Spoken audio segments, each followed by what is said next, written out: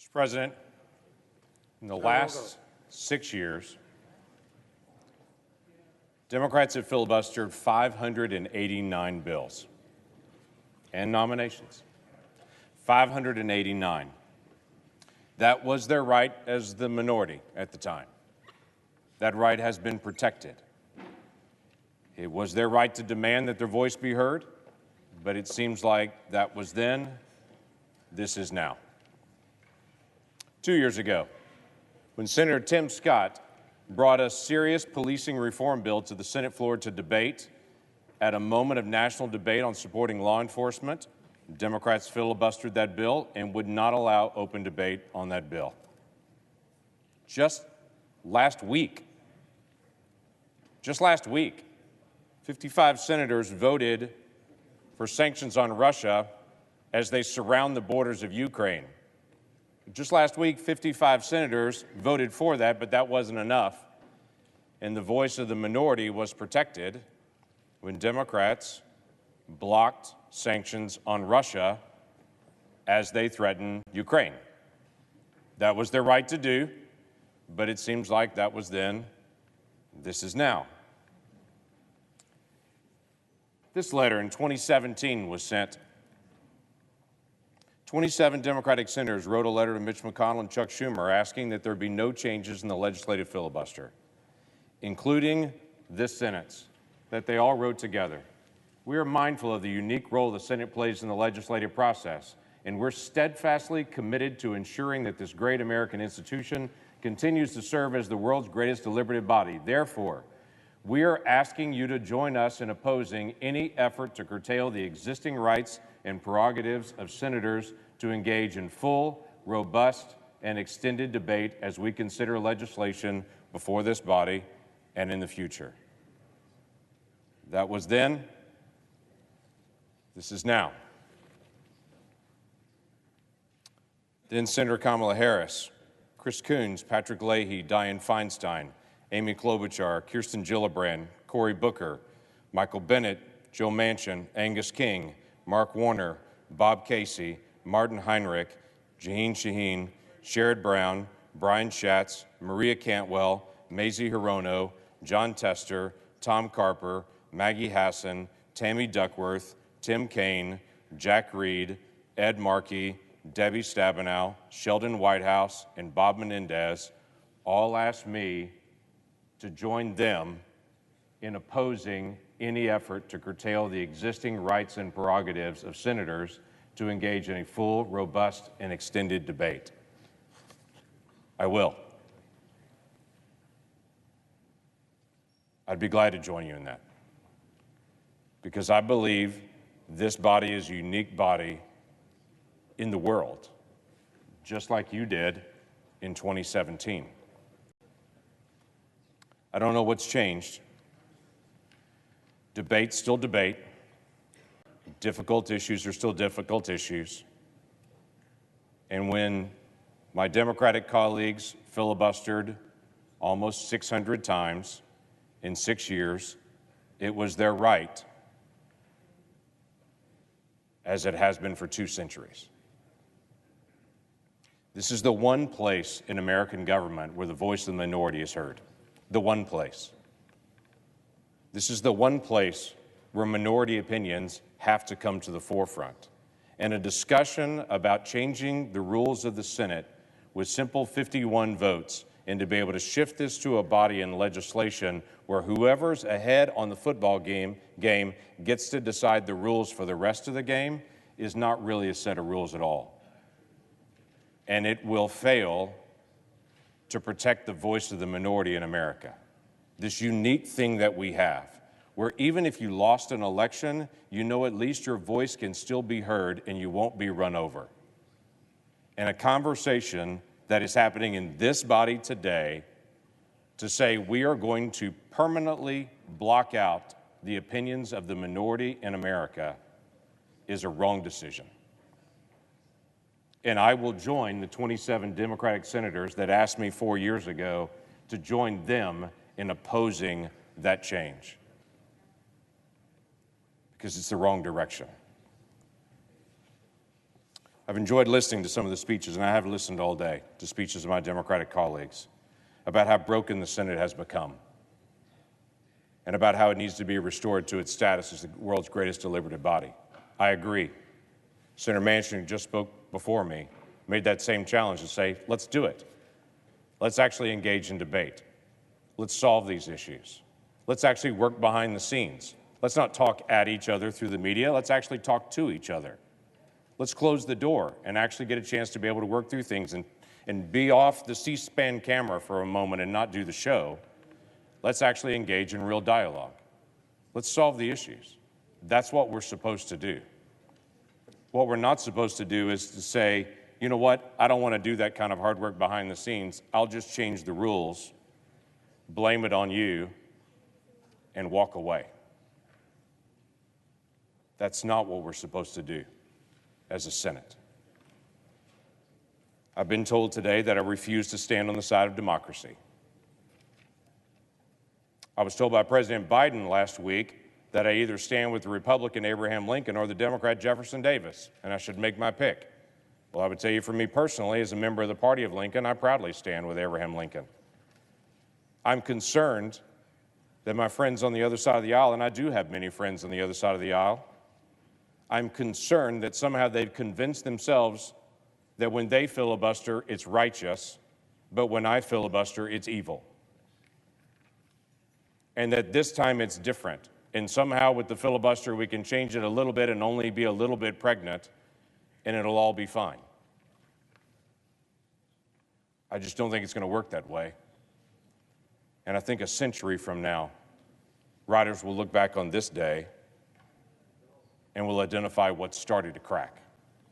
When the Senate started to say, we no longer are going to try, we're just going to become the House and run over the minority. And the voice of the minority in America is no longer going to count.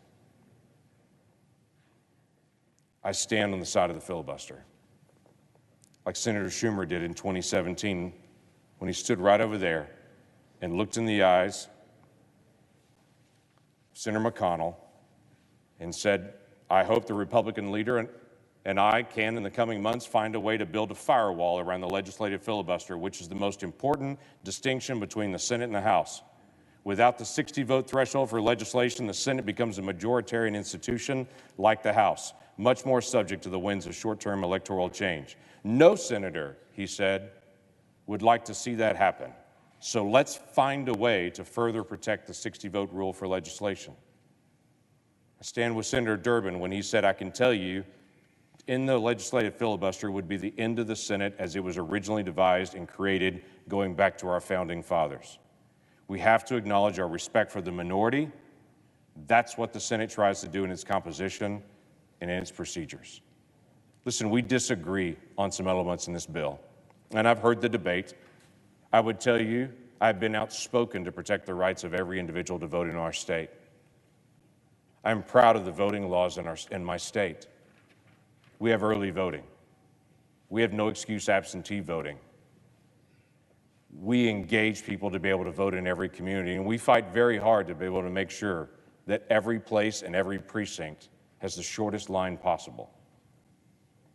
That's been a big deal for our state for a long time.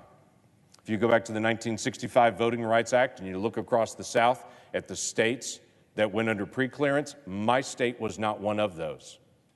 Because in my state, even in that time of Jim Crow laws, we were protecting the rights of individuals to be able to vote, as it should be. But my state's being thrown under the bus currently.